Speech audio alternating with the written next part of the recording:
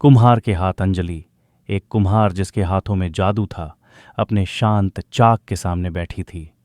उसके सामने मिट्टी का ढेर एक उदास बेडौल ढेर बना हुआ था। हफ्तों से उसकी रचनात्मकता का कुआं सूखा पड़ा था और उसका दिल कच्ची मिट्टी की तरह भारी महसूस हो रहा था। अपनी कार्यशाला की धूल भरी एक आह के साथ उसने एक भुला हुआ कोना साफ करना शुरू कर दिया। उसकी उंगलियां एक छोटी कठोर वस्तु से टकराईं। यह देवी दुर्गा की एक छोटी मिट्टी की मूर्ति थी, अनाड़ी और अधूरी, जिसे उसने बचपन में बनाया था। उस छोटी मूर्ति को पकड़ते ही एक याद ताज़ा और स्पष्ट हो गई। यह उसकी दादी की आवाज़ थी, प्रार्थना की तरह कोमल।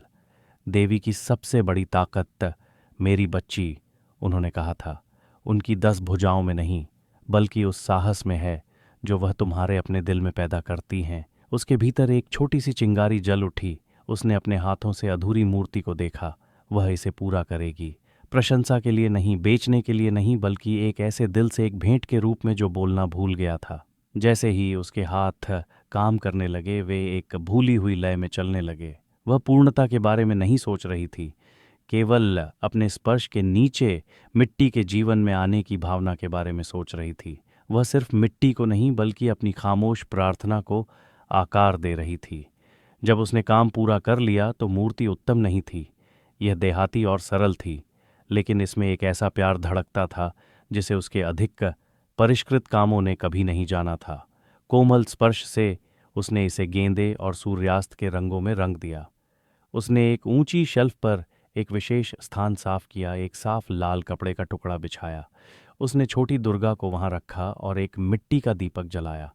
उसकी छोटी सी लौ शांत कार्यशाला में एक नन्हा तारा थी। दीपक की लौ टिमटिमाई और शेल्फ के पीछे की दीवार पर एक परछाई बड़ी हो गई। नाचती हुई रोशनी में छोटी मूर्ति ने एक बड़ी और राजसी छाया डाली, जिसका रूप 10 शक्तिशाली भुजाओं से सुशोभित था। अंजलि उस परछाई को देखती रही। उसका दिल विस्मय से भर गया। यह एक वादा था। उसकी आत्मा की कुचल देने वाली खामोशी की जगह एक शांत शक्तिशाली गूंज ने ले ली। यह ताकत के वापस आने का एहसास था।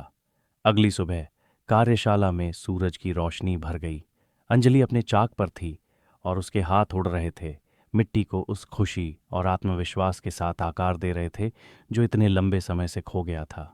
शेल्फ पर छोटी दुर्गा उसकी देखभाल कर रही थी, ये याद दिलाते हुए कि सबसे बड़ी शक्ति वह ताकत थी जो उसने अपने भीतर पाई थी।